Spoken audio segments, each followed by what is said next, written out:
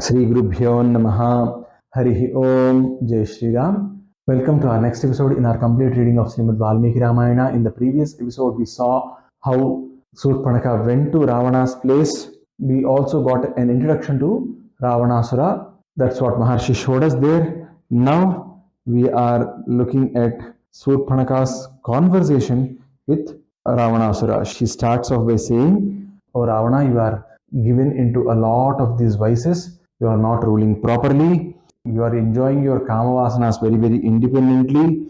And anyone who behaves like this, he would start falling away from his kingdom. Naktam granyeshu bhogeshu kamurtam mahivadim lubdham tamaham manyaste smasanagni va prajaha."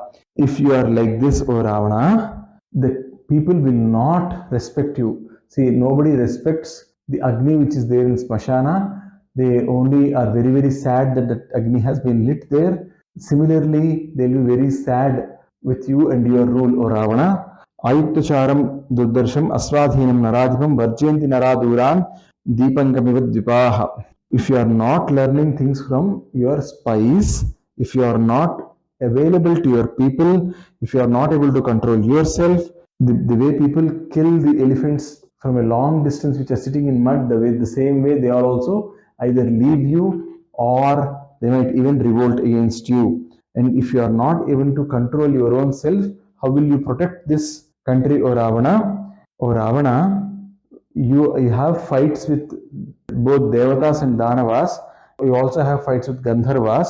Then why are you not having good spies? O Ravana, you have got a lot of Chapala Swabhava. You are a very, very fickle-minded guy.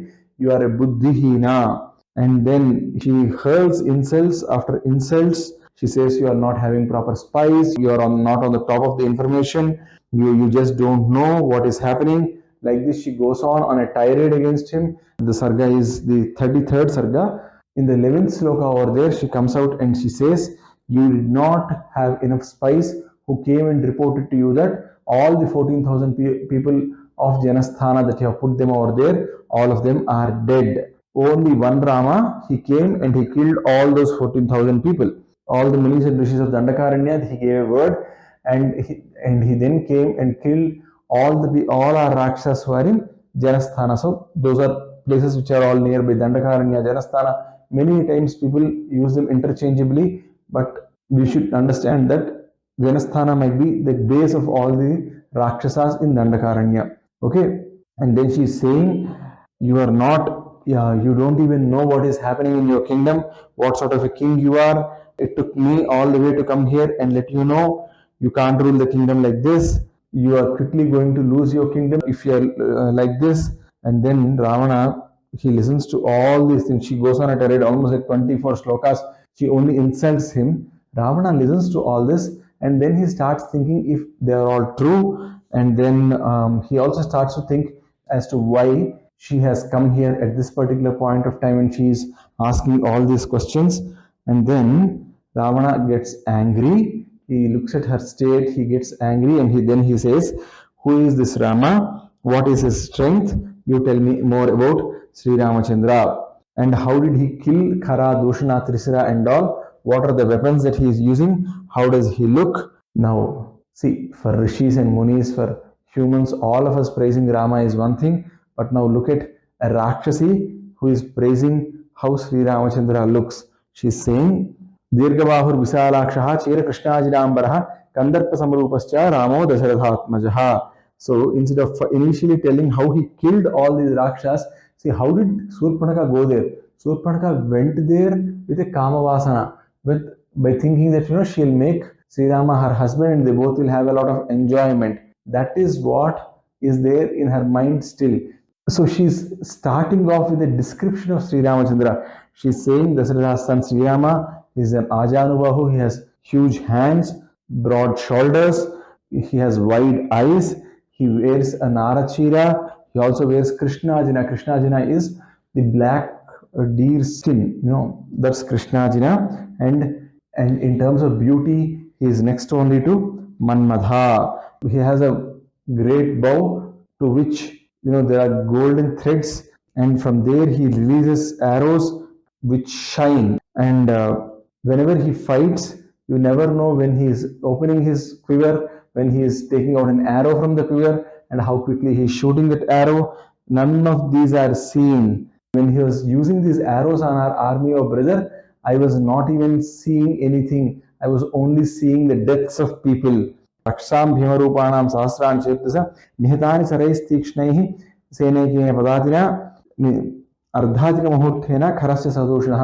It took him only 1.5 muhurtas. So that is 1.5 muhurtas is 1 hour 12 minutes. In that time he went on and he killed all these 14,000 rakshasas.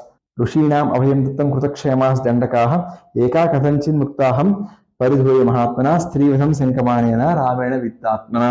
So Sri Ramachandra has given his word that he would clear off this forest from all the rakshasas. He did that and he killed all of them, but he did not kill me because I, being a lady, he did not really want to kill me. And to Sri Ramachandra there is a brother as well who is equal to him, almost equal to him in terms of parakrama. His name is Lakshmana and he loves his brother a lot.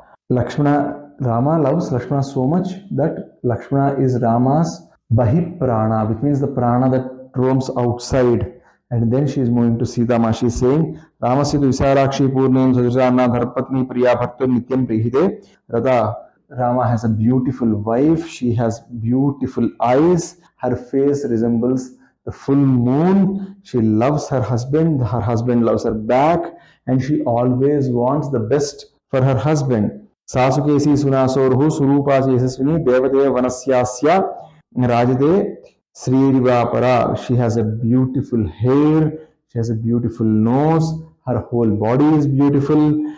And she looks like a second Lakshmi. Taptakanjana Varnabha Raktatunga Nakhi Subha Sitanam Vararoha Vaidehi Tanamadhyama. Her name is Vaidehi. She radiates golden light around her. She is in the color of the gold, and her nails, they are always red and they are high also. And she describes other body parts which are beautiful. And she says, Naivadevi, Nagandharvi, Nayakshi, Nachakinnari, Naivam Rupa Mayanari, Drishtva Purva Mahitale. I have never seen such beauty among Devatas, among Gandharvas, among Yakshas, among Kinnaras, and I have not seen any human lady also who is that beautiful. Yasya Sita Bhavet Bharya Yamcha Hrushta Parishvajet Adjivet Sarveshu Lokeshvavi Purandarat. Now she is slowly injecting the poison into her brother. She knows the weaknesses of her brother. She knows that he will go after women. So now she is pushing her brother towards Sitamaa so that she can have her revenge. She is saying, Yasya Sita Bhavet Bharya. If someone gets Sita as his wife, and if Sita hugs that person happily, that person will be greater than Devendra in all the worlds. Sasusila Vapu Slaghya Rupena Pratima Bhuvi Tavanurupa Bharya Syatvam Chas Tasyas Tadhapatihi. She is unmatched in terms of beauty. She has great character. If she can marry you, or if you can go and marry her, you will be the best suitable husband for her, and she will be the best suitable wife for you. And now she is telling a big lie. This is the biggest lie that she ever utters. She is saying, Tam tu vistirna jaganam pinasroni payodharam bharyardhedu tavanetu mudyataham varananam virupitasva krureda lakshmanena mahabhujaha. Oh Mahabhuja, oh man with great shoulders. I mean, again, she describes the body parts of Sitamaa and she says, I was trying to get Sita here so that I can make her your wife. But then this Lakshmana came in the middle and he cut off my nose and ears. Now see, look at the way she told the lie and look at the way she's convincing Ravana that he has to act. Now, Tam Drishtva Vaidehim Purnachandra Nibhananam Manmadasi Saranam Vai Tam Vidheyo Bhavishasi. If you look at Sita now, you would be conquered by Manmadha, means you'll be conquered by the Kama. Yedi tasyaviprayo bharyardhe tavajayate sighramadhriyataam pado jayardamiha dakshinaha. If you also think that you should get Sita as your wife, stand up quickly, start to Janasthana, go there and get her here. For that, put your right leg first and go. And if you do this, O Ravana, Kuru Priyam Tadha Tesham Rakshasam Rakshaseswara Vadhatasya Nrusimsasya Ramasya Asramavasanaha. If you can go ahead and do this, all the Rakshasas who died in the hands of Sri Rama, they'll also feel very, very happy. You would have done a great service to them. Tam Saraynistai Hatva Lakshanancha Maharatham Hadanadham Sukham Sitam Yadha Vadubhavokshasi. Now you go and hit Rama and Lakshmana with all your arrows. Once they die, Sita would be, but then she would not be tied to anything. So you can get her here. I mean, look at the judgments this lady is passing on Sitama's character. I mean, if someone wants to really destroy another person, they'll start with sweet talk and ensure that that person is dead or destroyed. That's what Surpanakha is doing here, unknowingly or unknowingly. That's what Mandhara also did. We can always draw these parallels when we are listening to Srimad Valmiki Ramayana. And then she's saying, Rochte idite vakyam mamaitad rakshaseswara kridam nirvisankena vachanam mama Ravana. If, O Ravana, if you like whatever I am saying, don't have any other doubt in your mind and go ahead and do as I say. Vijnaye hatma sektimcha Priyatam Abalabalat Sita Sarvanavadyangi Bharyarthe Rakshaseswara or Rakshasraja. You are a person with great strength. Remember this.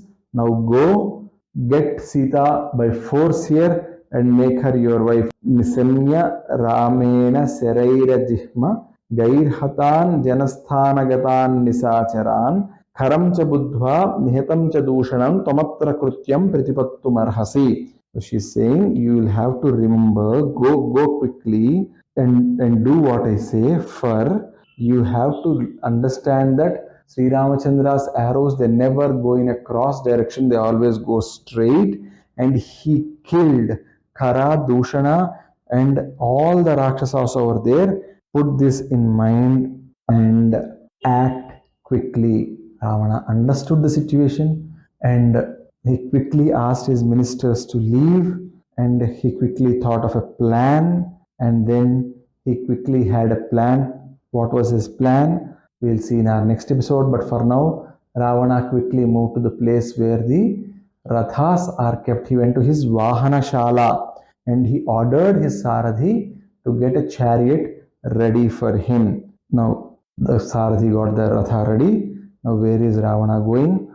Whom is he going to meet? What is his plan? This we'll be seeing in our next episode. Sarve bhavantu sukhinah, sarve santu niramayah, sarve bhadrani pasyantu, ma kaschid dukkha bhag bhavet. Om sarvam satvi sasthi Maharaj Swami Charana Arvindar Pranamastu. Swasti. Jai Shri Ram.